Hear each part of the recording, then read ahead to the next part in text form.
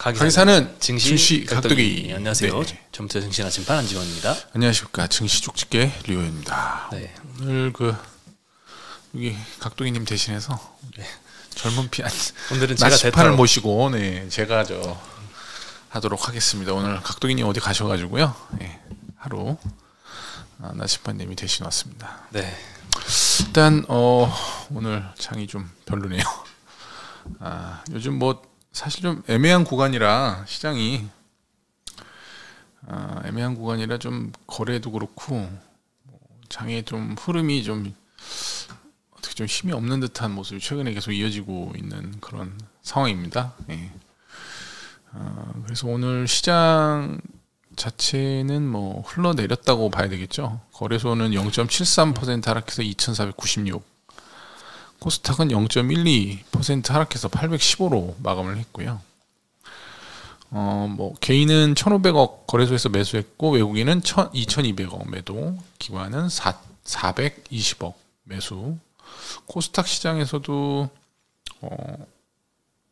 개인은 800억 정도 매수로 이제 대응을 했는데 외국인하고 기관은 매도로 대응을 했습니다. 기관이 한 750억 매도를 했고 외국인은 큰 매도 물량은 아니고 한 30억 정도 매도를 했습니다. 오늘 업종별로는 이제 의료정밀 업종이 한 2% 정도 오르면서 덴티움이라든지 SD바이오 센서가 좀 상승을 해서 업종 지수가 올랐고요. 기계 업종이 한 1%가량 올랐는데 오늘 기계 업종 중에 이제 두산 로보틱스가 15% 정도 신고가를 이제 내면서 기계 업종이 상승을 했습니다. 그리고 종이목재 깨끗한 나라라는 작은 종목이 이제 상한가 가면서 좀 올랐고요. 전기가스 업종도 상승을 했습니다. 반면에 이제 운수창고 업종이 마이너스 2% 정도 업종이 하락을 했습니다. HMM이 한 3% 약간 매각 관련된 이슈가 있는 기업인데 아무래도 이제 좀 가격이 비싸다 보니까 설왕설래가 많습니다. 그래서 오늘 좀 하락을 했고요. 그리고 대한항공이랑 제주항공이 2%씩 하락을 했습니다. 그리고 의약품 업종 1%, 셀트리온이 3% 하락을 했고 보령이 4%, 운수창고 업종에서 하락이 한 1% 정도 있었는데 하나오션이 한 15% 하락을 했습니다. 오늘 유상증자 권리락이 있었죠. 권리 매도가 가능한 날이기 때문에 권리 공매도가 있었죠. 네네네. 바로 매도가 가능하기 때문에 오늘 이제 15%. 요즘에 유상증자 하면 대부분 이런 흐름이라 유상증자를 받아야 되는지에 대해서 약간 그 부분이 좀 받아야 되나 의구심이 있습니다. 수익이 별로 안 나더라고요. 유상증자 받으면.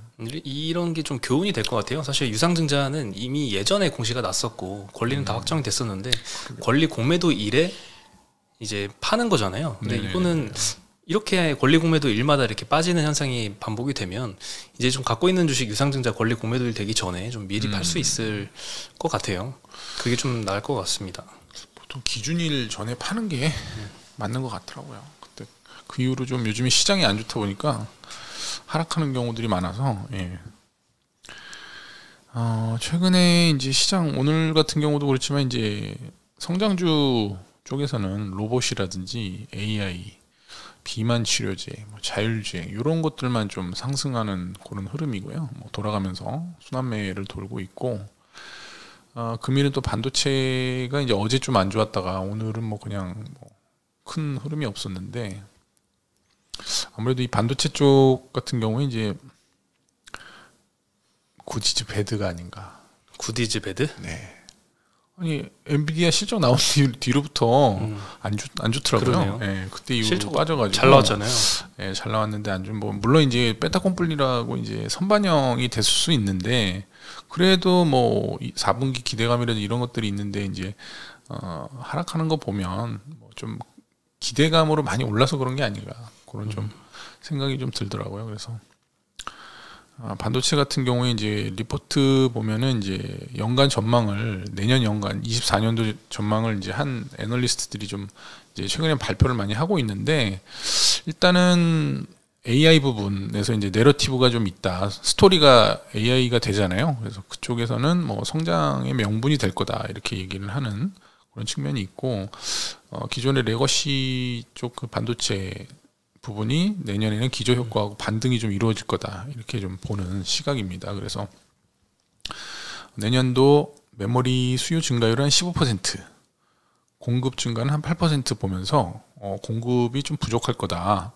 수요가 15% 증가하는데 공급이 8% 증가니까요. 그래서 가격이 좀 상승이 좀 가능할 거다 이렇게 전망을 하고 있고, 특히나 그 내년 그 삼성전자하고 하이닉스의 HBM 캐파는 한 150% 올해 대비해서 증가할 거다 이렇게 전망을 하고 있더라고요. 그래서 또 모르겠어요. 뭐 과거보다는 더 길고 높은 반도체 사이클이 올 수도 있다 이렇게 전망하는 데도 있더라고요. 그래서 뭐 물론 이제 전제 조건이 거시경제의 안정화가 좀 이루어져야 된다.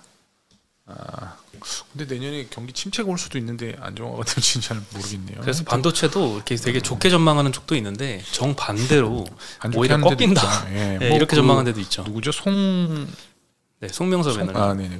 그분은 내년에 이제 그 유동성이 좀 적어지기 때문에 네. 안 좋다 이렇게 얘기하시는 분도 있더라고요. 뭐 그 얘기도 일명 그 과거의 어떤 데이터를 가지고 이제 분석한 거니까 귀납적으로 맞을 수 있잖아요. 그렇죠. 네. 네. 그래서 경기 선행지수하고 좀 비교를 해서 그러니까 반도체 주가가 이제 그 유동성 때문에 동행한다, 유동성이랑 그런 분석이더라고요. 그래서 그것도 뭐 맞는 얘기일 수 있으니까 참고를 좀 해야 될 것 같다. 마냥 뭐 이번에 그 엔비디아 실적 나오고 떨어지는 것처럼 봤듯이 뭐 좋다고 계속 올라갈 수 있는 부분은 아니기 때문에 어느 정도는 그런 부분을 좀 이제 흐름을 좀 타야 될 필요가 있지 않나 그렇게 좀 생각이 듭니다.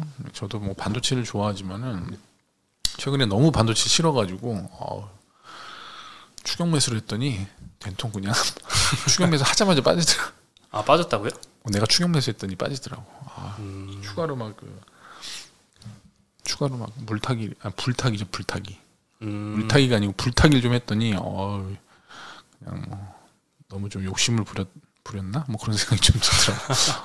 하여튼 뭐 항상 실수를 매번 하니까 반성을 하게 됩니다. 반성할 정도로 빠졌어요? 저는 반성을 하죠. 왜냐하면 거기서 분명히 기술적인 신호는 약간 매도를 하라고 신호가 나왔거든요. 네. 근데 왜 사셨어요? 이제 감정이 앞선 거지. 갈 거야. 이런 자기 과잉 확신. 편향이 생긴 거야. 내가 벌써. 근데 생각해 보니까 제 이제 보유 편향이 거기서 강하게 작용을 했더라고요. 제가 원래 보유 편향을 많이 느끼진 않는데 좀 너무 세게 이제 생각을 하다 보니까 그쪽이 좀 몰입이 돼 있어서 보유 편향이 좀 생긴 것 같다. 그래서 반성을 엄청 하고 있습니다 지금. 그리고 이제 2차 전지 관련해서는 이제 요즘에 2차 전지가 좀 흐름이 뭐 옆으로 횡보 중인데 모르겠습니다. 이게 연말에 반등할지 안 할지 저도 잘 모르겠고 내년 정도에는 오르지 않을까 뭐 생각을 하는데, 또 내년에도 뭐 오늘 기사에도 나왔지만 이제 계속 트럼프 이슈가 좀 있거든요. 뭐 내년 11월 대선이죠. 네, 대선에 지금 뭐 요즘 그 미국에서 여론조사 나오는 거 보면 트럼프가 한 5% 이상 이기고 있기 때문에 거의 뭐 한 조사하는 거에 한 80% 90%는 다 트럼프가 이긴다고 나오더라고요. 그래서 오늘 같은 경우에도 이제 파이낸셜 타임즈에 이제 트럼프 그 캠프에 속해 있는 사람이 이제 얘기를 했더라고요, 인터뷰를. 그래서 물론 이제 선거 캠페인이겠지만은 내년에 당선되면 바로 그냥 청정 에너지 투자 줄이고 화석연료 생산 늘리는 쪽으로 에너지 정책 전반을 뜯어고치겠다. 물론 이 얘기는 이제 바이든의 IRA를 폐기하겠다 이런 이제 얘기입니다. 그래서 사실 트럼프 때 파리 협정을 탈퇴를 했었잖아요. 그걸 바이든이 다시 되돌려서 가입을 했는데 또 탈퇴를 하겠답니다 이번에. 이거는 좀 물론 이제 정파가 달라서 그럴 수 있지만 이렇게 하면 이게 너무 미국이란 나라의 그 어떤 좀 신뢰성이 좀 떨어지지 않을까 하는 그런 좀 우려감이 있는데, 여하튼간에 그또 탈퇴하겠다 이렇게 지금 얘기를 하고 있어서 아무래도 신재생 에너지 쪽에는 조금 노이즈가 있지 않을까 그런 좀 생각이 들고요. 그 불안함 때문에 쉽게 이렇게 진입을 잘 못하는 것 같아요. 왜냐하면은 이제 우리나라 2차전지 그 밸류에이션이 굉장히 좀 릴레이팅 했던 게 이 영향이 좀 있거든요. IRA 되면서 막 원래도 많이 올랐지만 재평가를 막 하면서 그때 막 작년 말부터죠. 예, 많이 올랐기 때문에 처음에는 안 올랐어. 처음에는 뭐 잘 몰라가지고 막 설왕설래 하다가 이제 막 이제 사람들이 많이 분석을 해보니까 이게 굉장히 뭐 우리나라에 도움이 된다 이래서 이제 많이 올랐었는데 내년에 계속 뭐 물론 이제 이게 IRA 폐기를 하기 위해서는 이제 의회 동의를 거쳐야 되는데 네. 뭐 실상 뭐 동의를 받는 게 쉽지는 않죠. 근데 또 트럼프가 한다면 또 하는 사람이잖아요. 그분이. 그래서 좀 되든 안 되든 좀 내년에 좀 2차 전지 관련해서는 약간 좀 노이즈가 계속 나올 수 있다. 하지만 그 노이즈 때문에 뭐 많이 빠지면 뭐 매수해도 되지 않을까 그런 생각은 드는데 조금 신중할 필요가 있다 이렇게 좀 판단이 들고요. 대선이 근데 아직 멀었잖아요. 1년 남았잖아요. 그러니까 더 문제지. 그때까지 이 우려가 지금 계속 네, 계속되니까 더 문제예요. 이게 빨리 끝나면은 불확실성이 빨리 이제 뭐 한 2, 3개월 내에 끝나면 차라리 난데 계속 나올 거 아니야. 이제 뭐 1년 동안 얼마나 짜증나겠어요. 이제 그 사이에 뭐 전기차 전망 섹터에 뭐 산업 전망이 회복되거나 이런 그렇죠. 시그널이 없으면 조금 뭐 지루한 흐름이 될 수도 있다. 근데 뭐 그렇게 하겠어. IRA 없앤다는데 트럼프가 미국도 요즘에 뭐 다 조금씩 줄이잖아요. 뭐 수요도 안 살아나고 근데 뭐 또 일각에서는 또 반대되는 얘기들도 나오고 그러니까는 좀 지켜봐야 될 것 같습니다. 그리고 이제 골드만삭스에서 오늘 그 배터리 가격이 2025년까지 한 40% 가량 추가로 22년 작년 대비해서 한 40% 가량 하락할 가능성이 높다 이렇게 전망을 하고 있습니다. 예측을 했는데 주로 이제 하락의 가장 큰 요인은 뭐 LFP나 뭐 NCM 계열의 그 양극재 부분에서 좀 하락이 있을 거다 이런 예상을 지금 하고 있거든요. 그러면 양극재 업체는 안 좋을 가능성이 좀 있죠. 근데 전기차 대중화를 위해서 일론 머스크가 바라던 방향이잖아요. 네. 그래서 이제 여기서 분석한 것도 이제 현재 이제 대략적으로 한 뭐 기가와트당 한 160달러 정도 되는데 이게 40% 하락하면 뭐 이제 60기가와트 용량으로 그 전기차에 60기가와트 정도 들어간다고 보면은 한 $10,000 정도 된다고 이제 보는 거죠. 원래는. 근데 한 40% 하면 한 $6,000까지 줄어들거든요. 그러면 상당히 많이 떨어지기 때문에 가격 경쟁력이 그 일반 그 내연 기관차랑 이제 비슷해진다. 그래서 가격 경쟁력이 강화되고 수요 증가를 불러올 것이다 이렇게 이제 얘기를 하면서 전기차가 뭐 확 좀 이제 수요가 증가할 수 있다 이렇게 예상을 하고 있더라고요. 근데 반면에 이제 수혜를 받는 거는 골드만삭스에서는 이제 중국 관련된 업체보다는 한국이나 미국 배터리 체인 쪽, 뭐 LG화학이나 LG솔루션, 에너지솔루션, 뭐 SDI, 파나소닉 이런 쪽에 투자에 좀 매력이 있다 이렇게 좀 분석을 했습니다. 네. 배터리 업체 입장에서는 P는 떨어져도 Q가 많이 늘어나서 네네. 전망은 좋다. 이런 게 만약에 된다 그러면 뭐 양극재 업체가 뭐 오르긴 하겠지만 옛날처럼 밸류에이션을 높이 받기는 쉽지는 않을 수 있습니다. 그리고 오늘 그 뭐 AP 통신에서 미국 그 자동차 시장에서 이제 전기차가 이제 사상 처음으로 100만 대 돌파를 했다 이렇게 이제 기사가 나왔고 뭐 물론 이제 예상됐던 거고요. 뭐 당연히 이제 뭐 IRA로 관련해서 이제 지금 보조금 지급하고 있잖아요. 전기차 사면은. 그래서 그 영향이 좀 크고 작년에 7% 정도였는데 올해 9%였고 뭐 내년엔 더 늘어나겠죠. 근데 이제 이 수치가 다른 나라에 비해서는 높은 수치가 아닙니다. 중국이 33%고요. 독일이 35%이기 때문에 일단 한 30%까지는 빠르게 좀 올라갈 가능성이 있습니다. 근데 내후년도에 이제 또 트럼프가 어떻게 하느냐에 따라서 그거는 조금 또 이제 속도가 달라질 수 있다. 그래서 좀 여하튼간에 내년에는 2차 전지 관련해서는 조금 노이즈가 여러모로 생길 수 있다 이렇게 보셔야 될 것 같습니다. 그리고 오늘 어제 그 한국거래소에서 12월 15일에 정기 변경 코스피 200 정기 변경 종목들 발표를 했는데요.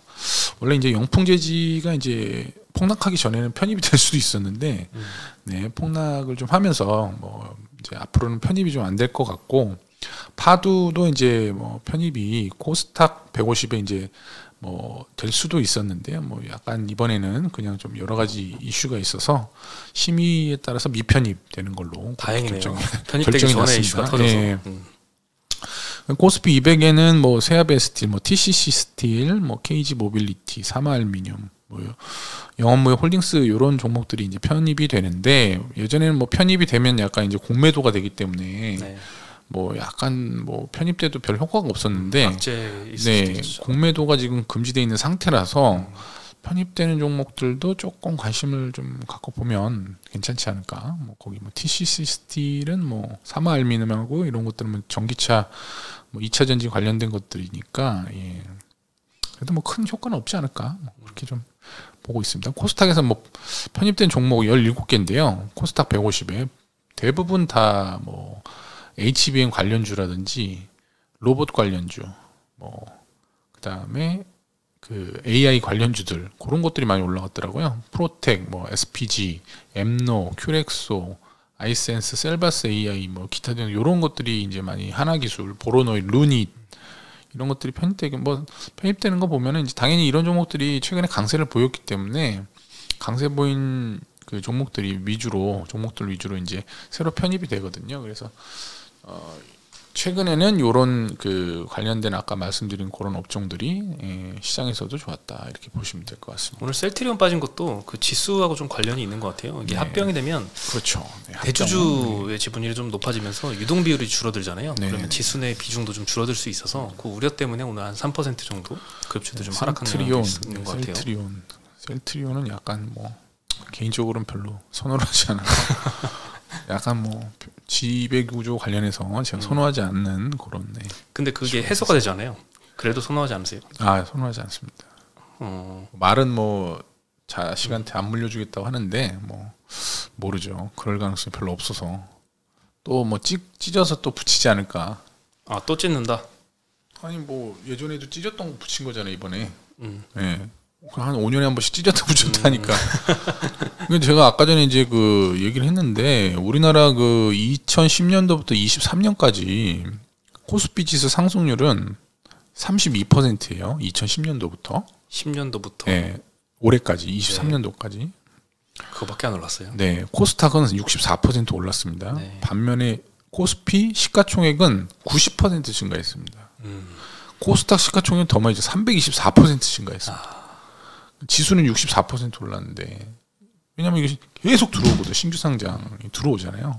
IPO와 유상증자 네, 때문이죠. IPO하고 유상증자 및 뭐니 막 그런 게 막 되니까 중복 상장 막 계속 하고 뭐 막 이상한 뭐 좀 뻥튀기 기술 특례 이런 것들 들어오고 그러니까 좀 IPO 관련해서도 조금 제도적인 면이 좀 어떻게 좀 이게 뒷받침이 돼야지. 이게 너무 이 유통시장에 들어오기 전에 발행시장에서 너무 많이 이익을 챙겨가면 발행시장에서 좀 같이 투자자들도 같이 이제 좀 이익을 향유해야 되잖아요. 향유 같이 좀 나눠서 가져야 되는데 요즘엔 뭐 대부분이 다 IPO 전에 그 뭐 발행시장에서 다 가져가니까 이게 좀 바람직하지는 않은 것 같아요.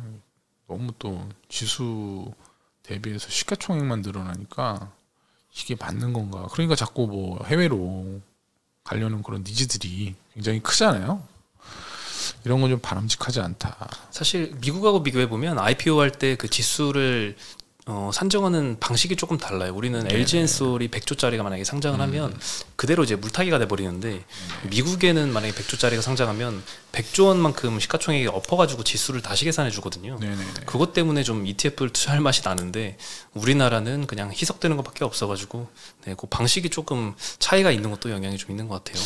네, 여하튼 뭐 그런 부분들이 좀 우리 좀 개선이 좀 돼야 할 것 같습니다. 개선돼야 될 부분이 뭐 한두 개가 아닌 것 같아요. 그리고 요즘 영화 산업이 굉장히 어려운데요. 네. 특히 영화관 CGV가 저번에 한번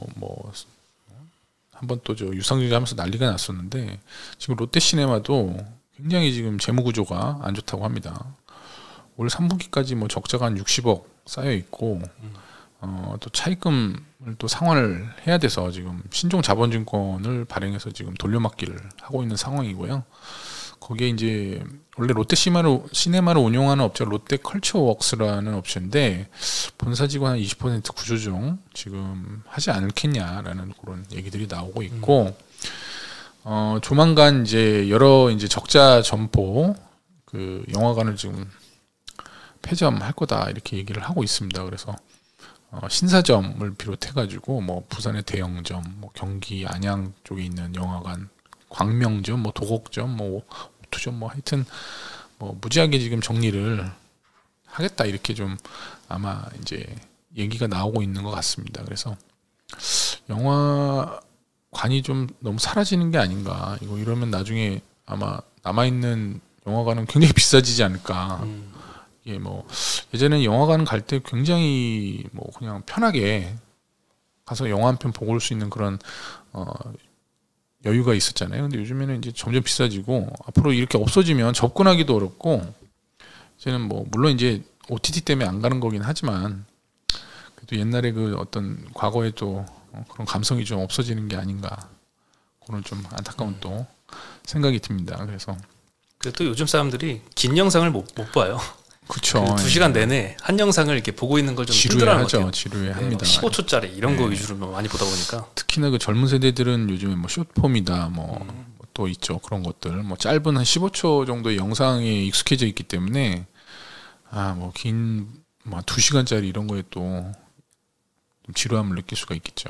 그래서 이런 거 시대의 변화에 맞춰서 이 투자 부분도 이런 약간 사양 산업에 있는 거는 좀 잘 피해서 해야 되겠다. 그런 뭐 생각도 들고 앞으로도 좀 이런 사양 그 업종에 있는 거는 투자를 좀 멀리 하셔라. 그런 말씀 좀 드리겠습니다. 턴어라운드 가능성은 없는 건가요? 그러면 영화관 산업은? 턴어라운드요.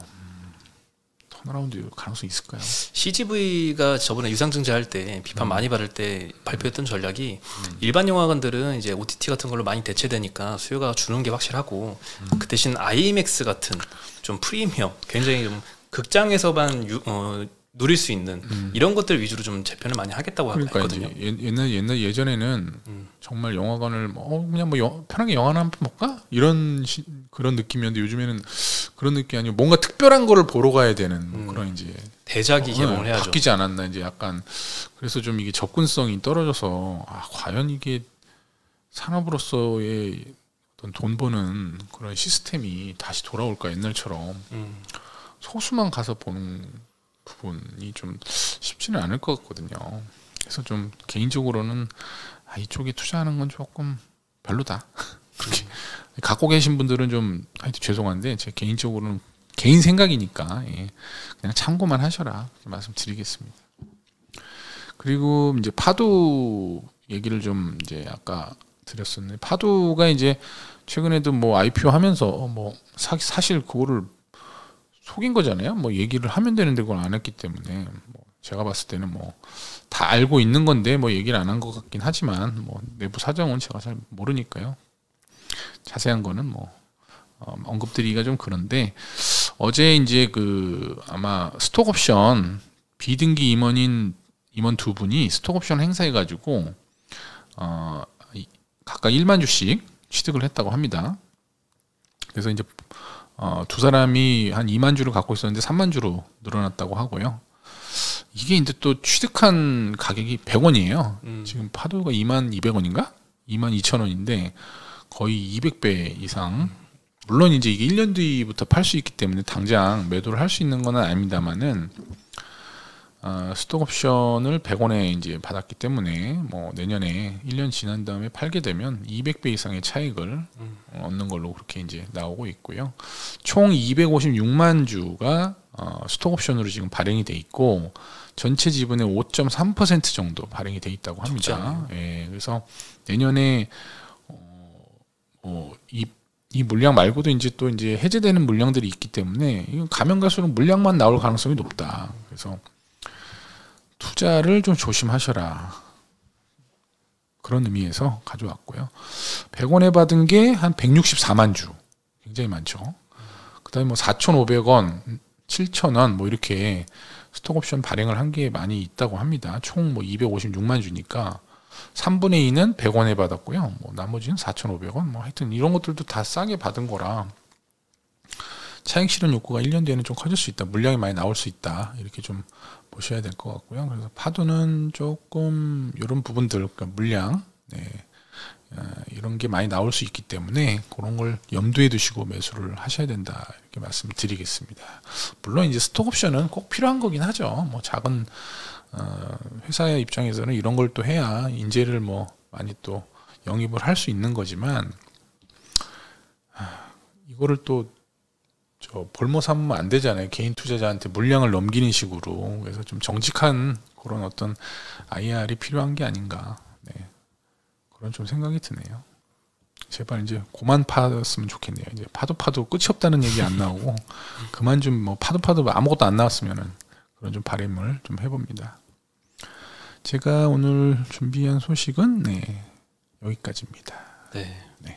오늘 장도 좀 심심했고 요즘 뭐 계속 심심하잖아요. 그리고 앞으로도 뭐 재밌어질 만한 게 있을까 없을 것 같기도 해요. 그냥 이 정도 선에서 뭐 사실 여기서 지금 2,500선 오늘 무너졌긴 했는데 여기서 기술적으로 약간 조정받을 가능성도 있거든요. 많이 올라오긴 했죠. 네, 그래서 약간 뭐 조금 빠질 수는 있습니다.